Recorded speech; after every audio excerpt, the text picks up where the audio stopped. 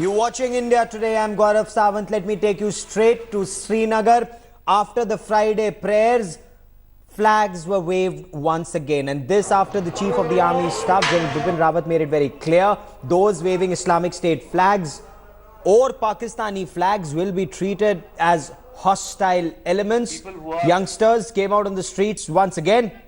There you see some waving Islamic State flags. There were some clashes, but if you see these images, at least in these images, the numbers were very less because one message went out loud and clear, not just from the army, but also from the Central Reserve Police Force and the Jammu and Kashmir administration and the police, that stone pelters will be dealt with harshly. So numbers much reduced, covering their faces, not daring to show their faces, and then pelting stones at the security forces. Of course, top sources in Jammu and Kashmir administration have told India Today that pellet guns will make a comeback, but there are very major restrictions on the use of reason to bring out those pump action pellet guns. They were not used, but slingshots were used from both sides. So as stone pelters hurled stones at security forces, the security forces used a slingshot to push them back. There you see these images, the Central Reserve Police Force using a slingshot, gulel as they say, to push these youngsters back. Now this is the Nauhata area of downtown Srinagar. It's a busy, otherwise busy crossing in a marketplace. Not far from this area, Mirwais Omar Farooq, the so-called moderate face of the Hurriyat, he reacted. Let's listen in. जो लोग हिंदुस्तान की army के लोग यहाँ पर हैं, हम उनसे भी ये कहना चाहते हैं कि आप देखिए कि आपको किस तरह से इस्तेमाल किया जा रहा है जम्मू कश्मीर में। कश्मीरियों की तीसरी नस्ल आज सड़कों पे उतर आई है। किस लिए उतर आई है? क्योंकि वो अपना हक चाहते हैं। आज आप उन पर जुल्म कर रहे हैं। But is it now time to call a spade and tell the youth in Kashmir stone pelting, especially at security forces during anti-terrorist operations, are unacceptable? The government's made that very clear. But I want to cut across to India Today's Shuja ul Haq, who joins us from Srinagar with the latest. Shuja, take us through what's transpired so far. There was apprehension that there will be some stone pelting, especially in downtown area, post the Friday prayers. Was it restricted? Was it restricted just to a couple of minutes or hours? Deeply committed into. Well, Gaurav, this is not the first time that we are seeing, protests happening in these areas after the Friday prayers, particularly around Jama Masjid there. It's almost a ritual. But today it has, some amount of background because, as you were pointing out, there has been a debate over what Army Chief has just said, on the issue of, people coming out and gathering at the sites of encounters. These people today at Jama Masjid came out, they waved flags, some of them even had ISIS flags, clearly something that the Army Chief had mentioned in his, comment just 2 days back. So one can't really discount the fact that perhaps this is also a message that these, protesters were trying to send across.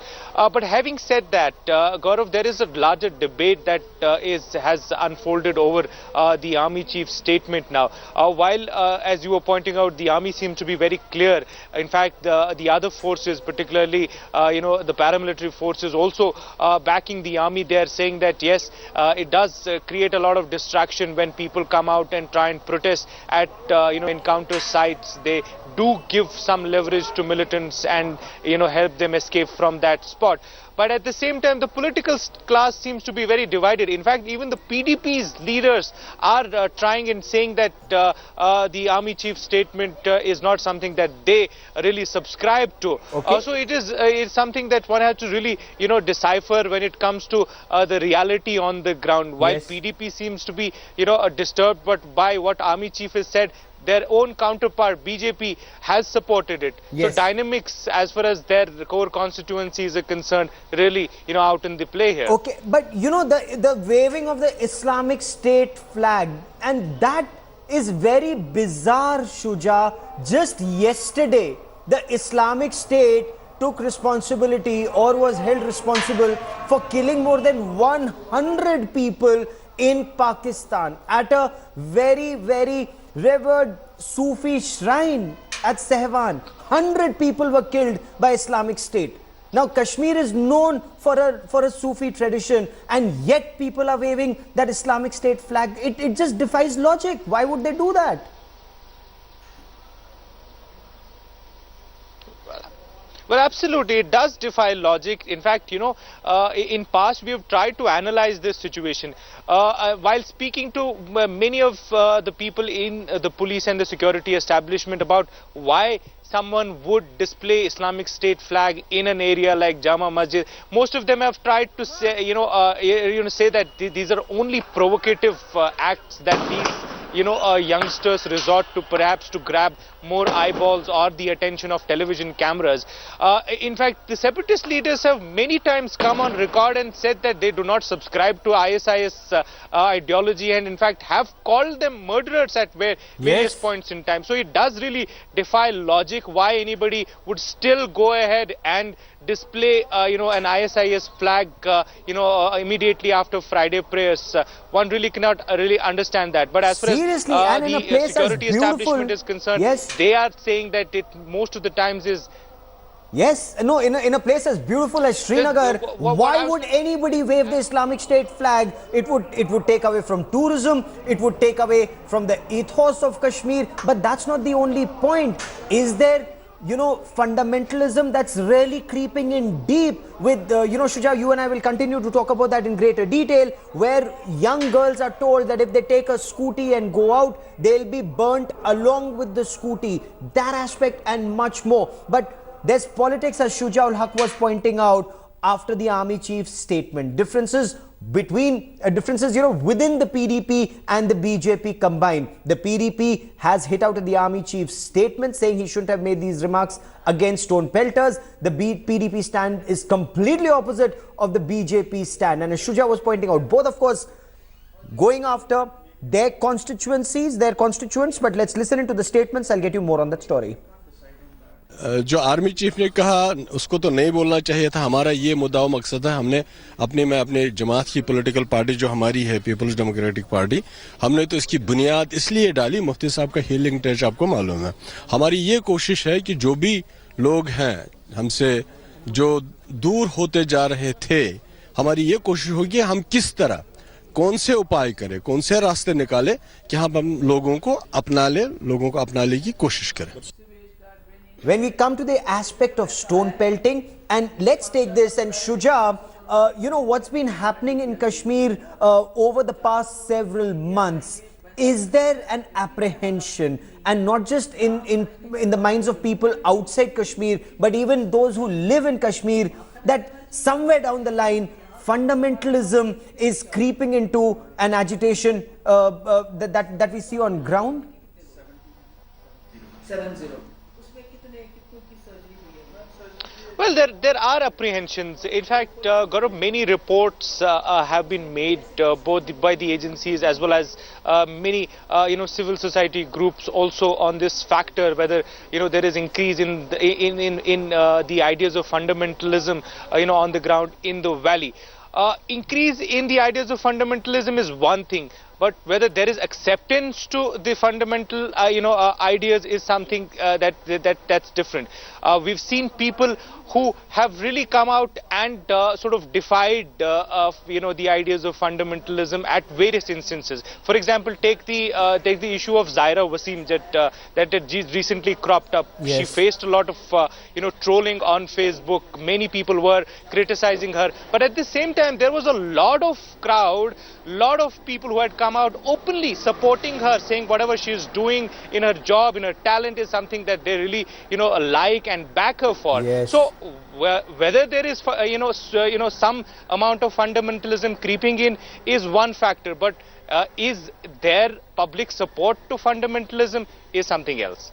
Okay, Zaira Wasim, of course, one part of the story, but that that women band and all girls band that had to be shut down, that's another part of the story, because this would be a major cause for concern for people within Jammu and Kashmir. What's happening in Pakistan at this stage is very, very alarming, Shuja. When we look at what's happening in Lahore, when we look at what's happening in Sehwan, you know, there's a peaceful protest. A man wearing a burqa, he goes into a Sufi shrine carrying more than 8 kilograms of explosives, nuts, bolts, nails, and detonates himself, killing over 100 people, injuring more than 300 people. That Sufi tradition is being massacred in Pakistan. You know, the next target could well be India, with these Pakistan-sponsored terrorists increasing their offensive in India.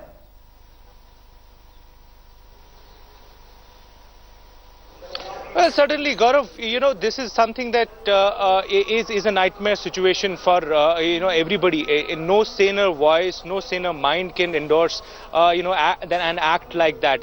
And there are people who are really worried about that factor as well. And that's perhaps the reason why there comes the requirement of, you know, a very serious engagement, political initiatives by, you know, mainstream political parties, which perhaps would lead into engagement of these youth who, you know, need to be educated, who need to be counseled, so that they stay away from these activities. Let me put that question to Major General G.D. Bakshi, who joins us on the broadcast. General, ever since terrorist Burhan Wani was killed, we've seen a cycle of violence and stone pelting and, you know, hitting out at military operations by locals in Jammu and Kashmir. The army chief's stern warning, the politics on that, and the point that my colleague Shujaul Haq raises, that there's no political engagement with youngsters. Their only way to vent their angst is stone pelting, General. Look, the point at issue is that you cannot, we have been operating in Jammu and Kashmir I have personally operated for over 20 years. Whenever any encounter used to take place, we used to request the civilians to clear out and to leave that area, so that for their own safety. And they have always complied. They have never. This is the first time we are seeing deliberate, you know, stone pelting to interfere with such operations, to facilitate escape of the terrorists, and to sort of, you know, cause, you know, make sure some of our soldiers are hit or wounded. Now, this is an anti-national act. Look, you may be frustrated because nobody is speaking to you. That doesn't mean you start attacking the army with guns and then you start supporting those with guns. You know? Then you are crossing the limits of the law. No, but hasn't the PDP-BJP government failed, General, in engaging with the youth ever since terrorist Burhan Wani was killed? After the initial operations, now... What was the purpose of, you know, Mr. Sinha, Yashwant Sinha, and a whole group of very senior people to say that the government is not engaging is crass nonsense. The Yashwant Sinha mission was sent just to engage. They were prepared to talk to almost anybody and everybody. There are these parties. What stops them from engaging the youth? What stops them from counseling the youth not to do this? This is a great song and dance. You know that we can kill the army, we can shoot at the army, we can pelt stones, break somebody's skull. You know, we are above the law. I'm afraid that doesn't work anymore. Okay.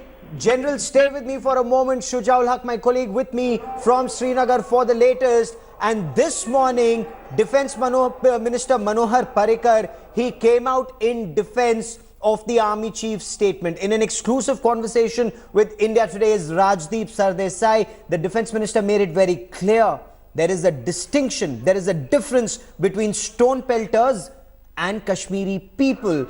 And it's the stone pelters who are stopping military operations who are being targeted. Let's listen in. Joining me now is the country's Defence Minister, Mr. Manohar Parrikar. Thank you very much, Mr. Parrikar, for speaking to India Today. The big question is, after the killing of a major and 3 Jawans in Kashmir and several encounters in the last week, there are genuine concerns over the situation once again in the valley. Your response, particularly because the army chief has said that he believes that there are locals who are interfering in the anti-terror operations, and if they interfere, strict action will be taken against them, which has led to a controversy in the valley in particular, but outside it also, as to whether the army chief should have made such a remark. I'll not comment on army chiefs because I have I was not present when he made this statement, but I will say one thing. In CICT operation, the government has given total free hand to army to operate, and anyone who obstructs obviously tries to help terrorists. So army can take decision based on the situation at the local level. The reason I'm asking you this is that many of these are, the feeling is that you are dubbing all stone pelters in necessary as jihadists or supporters of the terrorists, which has led to anger in the valley. That instead of reaching out to the youth, you are alienating them further. No, I don't think that is correct. Even the army chief did not have that in mind. Those who obstruct the operation obviously are trying to protect terrorists, and his comment is based on that aspect. And in these matters, the decision to act will be the commanding or the officer who is on the spot. It cannot be generalized. So you've given them a free hand. For CICT operation, yes, because the local police is there, CRPF is there. It's never a only army-led operation, and it is based on specific information. India Today has accessed a new video. This is a video of terrorists in the forest. Now they seem to be grilling a meal, cooking a meal on slow fire. This has gone viral online. It's being seen as a propaganda video of the Lashkar-e-Taiba. And I quickly want to bring in India Today's Shuja ul Haq for more on this. Shuja, are these terrorists dead or alive? What more do we know of this video?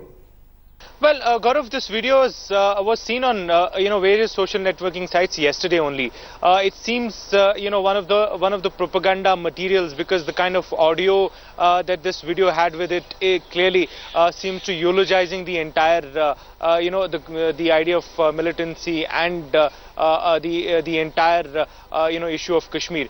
But having said that, what the police has of late said is that more and more militants are trying to make these videos so that they can attract youngsters towards them. It is a huge cause of concern because of late, particularly after Burhan Wani's encounter, we've seen many local boys actually going towards the militant groups, missing from their homes and are presumed to have joined these militant ranks. And that's where the huge concern for the security forces also lies.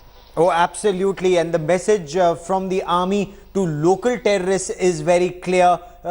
They're being urged to come back to join the national mainstream. Shuja ul Haq, for the moment, many thanks for joining me. So, local terrorists, the army is saying, come back, join the national mainstream with your weapons surrender. Some local boys have surrendered. As far as Pakistani terrorists are concerned, the message is very clear. They will meet their makers very soon. A quick break. News and updates continue on India Today.